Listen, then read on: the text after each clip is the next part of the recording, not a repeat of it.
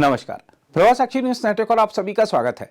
भारतीय उद्योगपति गौतम अडानी और उनके समूह के खिलाफ रिपोर्ट जारी करके राजनीतिक और उद्योग जगत में बड़ी हलचल मचाने वाली अमेरिकी निवेश और अनुसंधान कंपनी हिंडनबर्ग रिसर्च को बंद कर दिया गया है। इसके संस्थापक नेट एंडरसन ने खुद यह जानकारी दी है।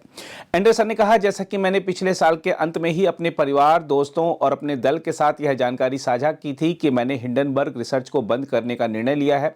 योजना मौजूदा विषयों पर जारी काम को पूरा करने के बाद इसे बंद करने की है। पूंजी मामलों पर काम हमने पूरा कर लिया है और इसे विनियामकों के साथ साझा कर रहे हैं। एंडरसन ने कहा, इसे बंद क्यों हो जाना चाहिए? कोई खास वजह नहीं है, कोई खतरा नहीं है, कोई स्वास्थ्य समस्या नहीं है और कोई व्यक्तिगत समस्या नहीं है। उन्होंने कहा कि किसी ने एक बार मुझसे कहा था कि एक निश्चित बिंदु पर एक सफल करियर एक स्वार्थी कार्य बन जाता है। शुरू में मुझे लगा कि मुझे खुद को कुछ चीजें साबित करने की जरूरत है। अब मुझे खुद के लिए कुछ सुकून चाहिए।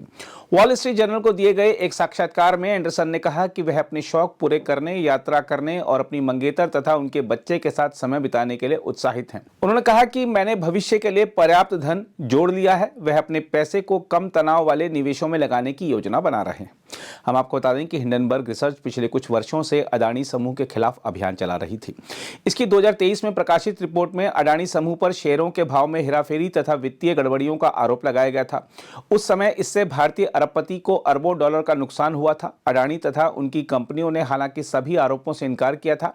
यह फैसला ऐसे समय में लिया गया है जब अमेरिका में सत्ता हस्तांतरण की तैयारी जारी है। अमेरिका के राष्ट्रपति जो बाइडेन के 4 साल के कार्यकाल का अंत हो रहा है और 20 जनवरी को अमेरिका के 47वें राष्ट्रपति के रूप में डोनाल्ड ट्रंप शपथ ग्रहण करने जा रहे हैं।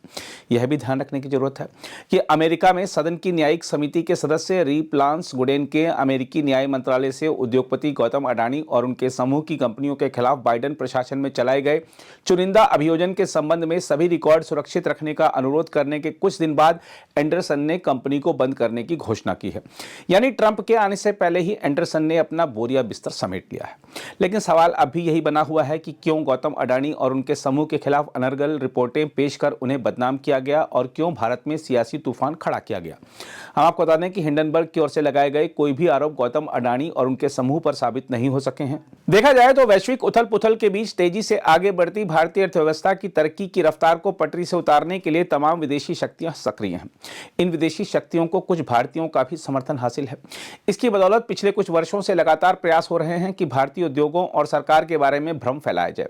इसके लिए एक पूरा सिस्टम बना लिया गया है। विदेश में बैठी कोई कंपनी, उद्योगपति या नेता योजनाबद्ध तरीके से भारत की सरकार या किसी भारतीय कंपनी के बारे में मनगढ़ंत रिपोर्टें जारी करते हैं और देखते ही देखते भारत विरोधी पूरा इकोसिस्टम सक्रिय हो जाता है। तुरंत उस रिपोर्ट के आधार पर ट्वीट होने लगते हैं, सोशल मीडिया मंचों पर पोस्ट होने लगते हैं, यूट्यूब वीडियो बनने लगते हैं और तमाम विशेषज्ञ उस पर चर्चा करने लगते हैं और सरकार को घेरने लगते हैं।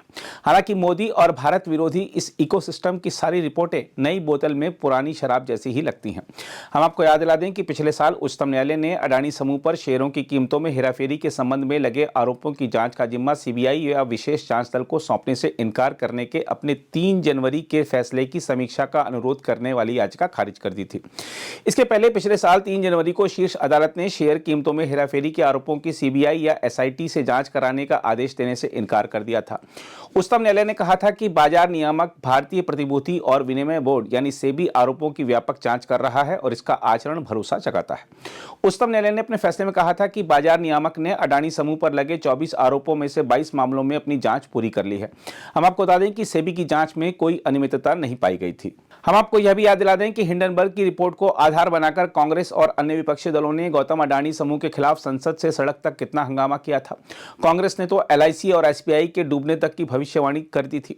अडानी समूह पर हिंडनबर्ग रिपोर्ट की जेपीसी जांच की मांग के चलते विपक्ष ने संसद का कीमती समय और करदाताओं की मेहनत का पैसा बर्बाद करने में कोई कोताही नहीं बरती थी। यह मामला उच्चतम न्यायालय गया था, जहां विशेषज्ञ समिति की जांच से जो तथ्य सामने आए उससे प्रदर्शित हुआ कि आरोपों में कोई दम नहीं था। ऐसे में सवाल उठता है कि क्यों भारत के एक प्रमुख उद्योग समूह के खिलाफ नकारात्मक अभियान चलाया गया। सवाल उठता है कि दुनिया में अमीरों की सूची में पहले नंबर के करीब पहुंच रहे गौतम अडानी को पीछे धकेलने के अंतर्राष्ट्रीय समूहों के प्रयासों को भारत से कुछ नेताओं ने क्यों समर्थन दिया। बहरहाल आइए देखते हैं हिंडनबर्ग मुद्दे पर आ रही राजनीतिक प्रतिक्रियाएं। आज एक बात तो स्पष्ट है, जिस प्रकार की खबरें सामने आ रही है कि हिंडनबर्ग की जो रिपोर्ट थी वो एक सुपारी ली गई थी भारत की आर्थिक और भारत की जो बढ़ती हुई ताकत है उसके खिलाफ किस प्रकार से भारत के आर्थिक हितों को नुकसान पहुंचाया जाए और भारत में आर्थिक एनार्की या मैं तो कहूंगा आर्थिक आतंकवाद फैलाने के लिए एक प्रकार से ये सुनियोजित ढंग से स्पॉन्सर्ड, ऑर्गेनाइज्ड, ऑर्केस्ट्रेटेड और मैनिपुलेटेड रिपोर्ट प्रेजेंट की गई।